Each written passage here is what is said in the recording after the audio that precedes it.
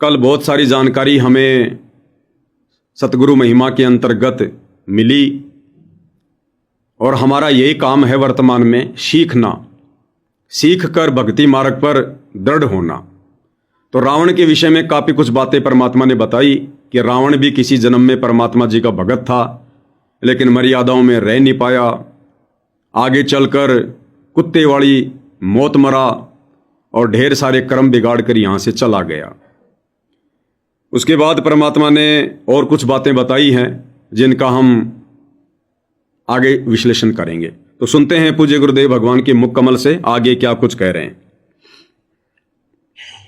तो उस मालिक ने उसको 10 शीश वापस दिए, लेकिन बकवाद करी तो अंत बुरा हुआ। उसके रावण को 10 शीश किसने दिए? उस मालिक ने, उस कबीर भगवान ने ही रावण को 10 शीश दिए, क्योंकि रावण ने परमात्मा के निमित्त होकर शीश काटे थे। वो शंकर जी को परमात्मा मानकर भक्ति कर रहा था, यानी जैसा किया वैसा परमात्मा ने दे दिया। लेकिन आगे गुरुदेव क्या कह रहे हैं? जैसा उसने किया भक्ति दान धर्म वो परमात्मा ने दे दिया, लेकिन जो बकवाद की फिर उसका भी उसको परिणाम मिला। तो इसी प्रकार भाइयों और बहनों, इस भक्ति मार्ग पर जो गुरुदेव भगवान ने हमें भक्ति दी है, धर्म कर्म बताए हैं, मर्यादा बताई है, यदि हम उनके वचन में रहकर, उनके आदेशों में रहकर, मर्यादाओं में रहकर भक्ति करेंगे तो परमात्मा सब कुछ देगा, सर्वस्व देगा जो हमें आवश्यक होगा। और यदि हम बकवाद करेंगे तो साथ में बकवाद का भी परिणाम मिलेगा, बकवाद का भी परिणाम मिलेगा जो रावण को मिला। तो उस मालिक ने उसको 10 शीश वापस दिए, लेकिन बकवाद करी तो अंत बुरा हुआ। उसके कर्म में जो सिद्धि सिद्धि की, उनसे धन दे दिया, वो धन भी यही छोड़ गया। गिरफ सर्व सोने की लंका होती, रावण से रंदी एक पलक में राज विराजी जम के पड़े दी। मन तो सुख के सागर बसरे और न ऐसा यसरे। क्या मांगो कुछ थिर न राही, देखत नैन चला जग जाई। एक अलग पूछ सवाल नाती, उस रावण का आज दीवान बाती। एक पुत्र मांगते फिरते, एक बेटा देते, हे भगवान बेटा हो जाए। बेटियों की तो हम गिनती नहीं करते, बेटा चाहिए बेटा। वो किस लिए उगलछपी पैदा कर रखी थी कि बेटा ना हो तो गति नहीं होगी माँ बाप की।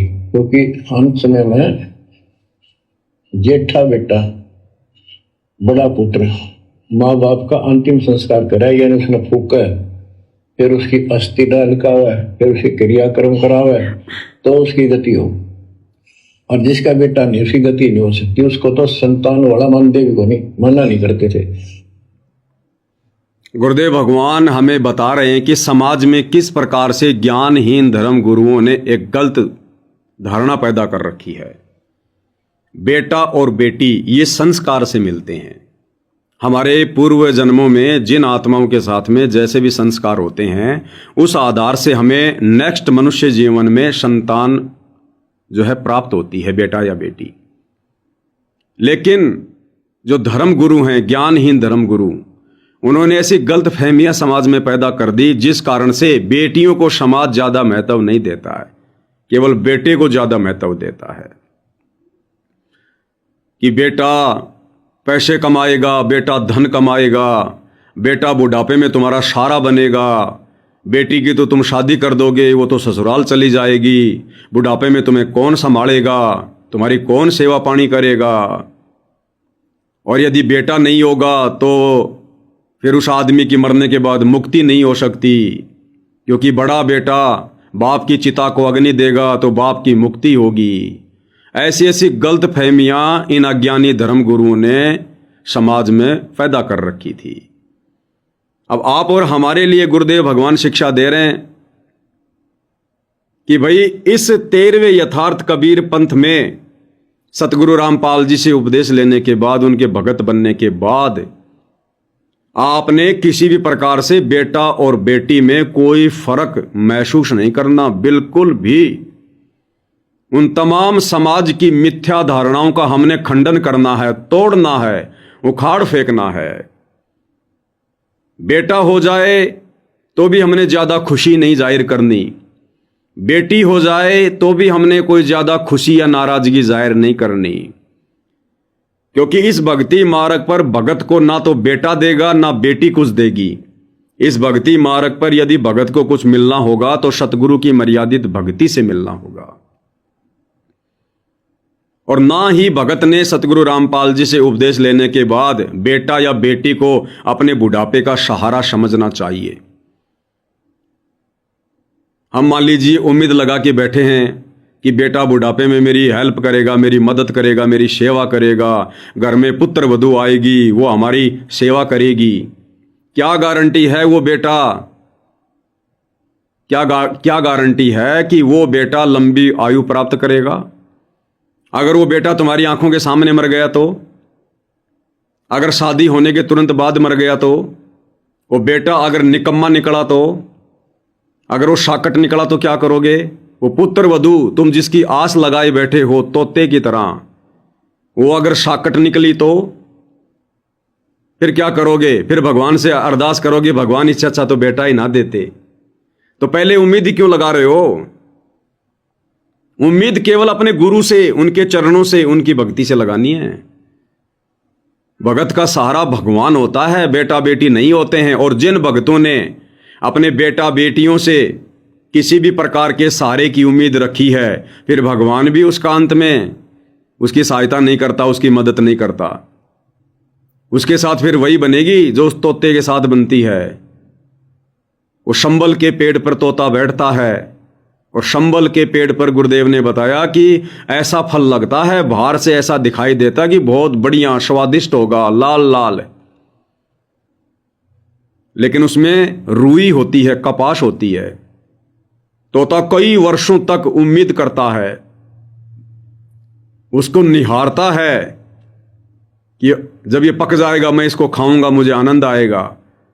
और पकने के बाद जब वो तोता उसमें चोंच मारता है, गुरुदेव ने क्या बताया? उस कपास में, उस रुई में तोते की चोंच फंस जाती है। जान बचाना मुश्किल हो जाता उसके लिए, जान बचाना जिसके ऊपर वो उम्मीद लगा के बैठा था। तो ये जो बेटा बेटी है ना, ये भाई और बहनों शंबल के फल की तरह है। जो इस भक्ति में आने के बाद अपने बेटा बेटी से उम्मीद लगाएगा, सतगुरु उसके निकट भी नहीं रहेगा, निकट भी। ठीक है, यदि आपके बेटा बेटी भक्ति कर रहे हैं, अच्छे संस्कारी हैं, तो बहुत अच्छी बात है। अगर वो भक्ति पर लग गए हैं, बहुत अच्छी भक्ति कर रहे हैं, तो भी हमने बेटा बेटी से उम्मीद नहीं करनी है। आप सतगुरु से यही प्रार्थना करो, ये परमात्मा मेरा बुढ़ापा ही मत आने दो। ये परमात्मा जीवन तो थोड़ा ही भला, जय सत सुमरण होय, लाख बरस का जीवना लेखद रहने कोई।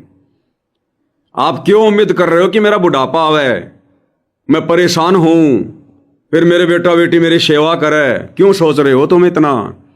गुरुदेव से ये अर्ज करो कि हे गुरुदेव मेरा बुढ़ापा ही मत आने देना।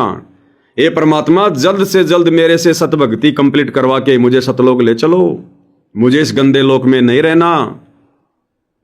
आदरणीय गरीबदास जी आज से 300 साल पहले जब उनकी 65 साल की उम्र हो गई थी, गरीबदास जी ने सर्व संगत को कह दिया था, भैया मैं अब इस गंदे लोक में और ज्यादा नहीं रुकूंगा। ये कोई रहने की जगह है? कोई कैर टूट रहा यहां पर। तो भक्तों ने प्रार्थना की है, गुरुदेव अभी मत जाओ, अभी मत जाओ, हमें आपकी आवश्यकता है, कुछ और ज्ञान सुनाओ। तो भक्तों की प्रार्थना पर आदरणीय गरीबदास जी ने कह दिया था, भैया लास्ट 6 महीने और रहूंगा मैं, इसके बाद मैं ऐसे गंदे लोक में नहीं रहूंगा। जबकि धर्मदास जी के, जबकि आदरणीय गरीबदास जी के तो बेटे भी भक्ति कर रहे थे, उनकी तो बेटियां भी भक्ति कर रही थी। उसके बावजूद भी गरीबदास जी ने कहा कि मैं इस गंदे लोक में नहीं रहूंगा भाई। और 6 महीने बाद में निर्धारित समय पर आदरणीय गरीबदास जी ने अपना शरीर छोड़ दिया। तो आप और हमने शिक्षा लेनी है इन महापुरुषों की जीवनी से। हम क्यों उम्मीद करें कि मेरा बुढ़ापा आवे? जिसने ये सोच लिया कि अभी तो मैं 60-70 साल तक जीऊंगा, वो भगत नहीं है, वो भक्ति नहीं चाहता, वो मजाक में ले रहा है भक्ति को। जिस दिन आपको यह ज्ञान समझ में आ जाए, जिस दिन आप इस गंदे लोक की गंदी व्यवस्था से भली भांति ज्ञान आधार से परिचित हो जाते हो, गुरुदेव कहते हैं रोना शुरू कर देना चाहिए, अपने गुरुदेव के चरणों में पड़कर रोना। कि हे गुरुदेव भगवान, इस कुत्ते पर रहम करो, रजा करो। हे परमात्मा, आप अपने धरती पर रहते सहते मेरा शरीर छुड़वाओ परमात्मा, बाद का किसने देखा। रो रो के मालिक से प्रार्थना करनी चाहिए। बेटा बेटी का सारा किसने देखा है। हम अपनी आंखों के सामने रोजाना घटित हो रही घटनाओं को देख नहीं रहे क्या। जिन्होंने बड़े लाड से, बड़े प्यार से अपनी बेटी को पाला, अपने बेटे को पाला, बड़ी बड़ी उनको शिक्षा दिलाई, विदेशों में उनकी पढ़ाई करवाई, आज उन माता पिता की क्या दुर्गति हो रही है। वो बच्चे उनके दर्शन करने भी नहीं आते। पड़ोसियों को पता चलता जब उस घर से बदबू आती है, उनके माता पिता जब सड़ सड़ के मरते हैं, जिनके बच्चे विदेशों में पढ़ते हैं, जो बच्चों के भरोसे जीवन जी रहे थे, आज वो वृद्ध आश्रम में पड़े हुए हैं। वृद्ध आश्रम में बच्चे उनके दर्शन करने भी नहीं आते। तो भाई और बहनों, गुरुदेव हमें यही शिक्षा दे रहे हैं कि नकली धर्म गुरुओं ने बेटा और बेटी के बीच में अज्ञानता के चलते जो इतना बड़ा फासला पैदा कर दिया, आप और हम भगत भाई बहनों ने इस फासले को मिटाना है।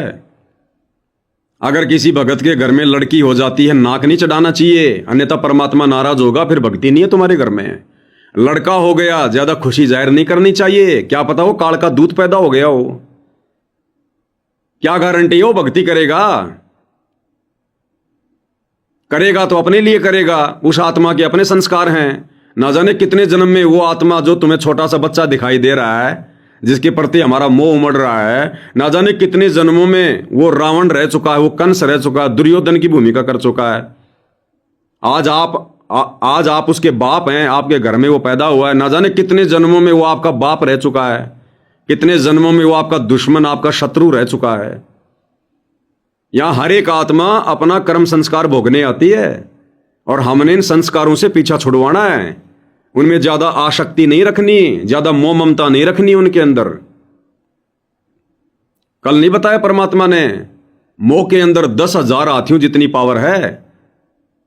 यदि हम अपने छोटे छोटे बच्चों से आवश्यकता से ज्यादा लगाव रखते हैं, आवश्यकता से ज्यादा लाड प्यार करते हैं, वो हमारा मोह हो रहा है उनके अंदर, काल फांस रहा है, हमारी आध्यात्मिक शक्ति खींच रहा है। इस मार्ग में आने के बाद, ये ज्ञान होने के बाद, पहली बात तो परमात्मा से अर्ज करो कि परमात्मा पीछा छुड़वाओ। मालिक मैंने तो मोक्ष करवाना है, बाढ़ में जाए शादी, बाढ़ में जाए रमेणी, असंख्य जन्म हो गए गंदे कर्म करते हुए। पहली बात तो पीछा छुड़वाना चाहिए। और यदि जाने अनजाने में आपकी शादी भी हो गई है, रमेणी भी हो गई है, तो कोशिश करो भगवान कोई आत्मा घर में ना भेजना। हे परमात्मा भक्ति कराओ, हे परमात्मा आफत में मत डालो। कल को वो घर में पोता होगा, पोती होगी, छोटे छोटे बच्चे पैदा होंगे, तुम बैठोगे सुबह सुबह सुमरन करने के लिए, वो उधर चिल्लाएगा, कभी लैटरिंग करेगा, कभी कुछ करेगा, कभी बीमार होगा, भगो डॉक्टर के पास लेके, रातों को नहीं पड़ने देगा। तो गुरुदेव भगवान से हाथ जोड़ना चाहिए। जिनके संतान नहीं है उन्होंने हाथ जोड़ना चाहिए कि भगवान देना भी मत। ये जबरदस्ती के संस्कार जो मैंने मेरे गले में डाल लिए हैं शादी करके, हमने तो संस्कार घटाने चाहिए। और हम रमेणी करके, शादी करके, एक नई आत्मा के साथ संबंध जोड़ के हम संस्कार बढ़ा रहे हैं। अरे क्या कहते हैं गुरुदेव भगवान, जब तक तुम्हारे संस्कार नहीं कटेंगे तब तक तुम मोक्ष कैसे प्राप्त करोगे। और इस भक्ति को लेने का क्या मकसद है, संस्कार घटाना। और हम रमेणी करके एक आत्मा के साथ में संस्कार बढ़ा रहे हैं। एक आत्मा और जोड़ ली हमने, फिर उसके बच्चे होने शुरू हो जाएंगे और संस्कार बढ़ते चले गए। तो हम तो फंसते जा रहे हैं, काल का आहार तैयार करते जा रहे हैं। खाई खुराका, पहन पोशाका, यम का बकरा बढ़ता है। तो भाई और बहनों, सतगुरु रामपाल जी के भगत होने के बाद बेटा और बेटी में कोई फर्क नहीं, कोई अंतर नहीं।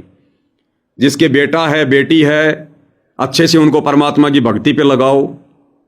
सांसारिक पढ़ाई से ज्यादा परमात्मा वाली पढ़ाई में उसको कहो कि भाई इस पढ़ाई में ज्यादा ध्यान दो। अब हमने वो पढ़ाई नौकरी के लिए नहीं पढ़नी है। भगत कभी भी अपने बच्चे को नौकरी के मकसद से नहीं पढ़ाएगा। अगर वो भगत है तो, अगर ज्ञान है तो वो नौकरी कुछ नहीं देगी, परमात्मा की भक्ति से सब कुछ मिलेगा। ये दुनिया को नौकरियां भी, बड़े बड़े पद भी परमात्मा की भक्ति के प्रतिफल में मिलते हैं, जैसी भी उसके पास में भक्ति है पूर्व जन्म की। हम तो डायरेक्ट परमात्मा की शरण में हैं। संस्कार नहीं है तो बना सकते हैं, मौका हमारे पास आज।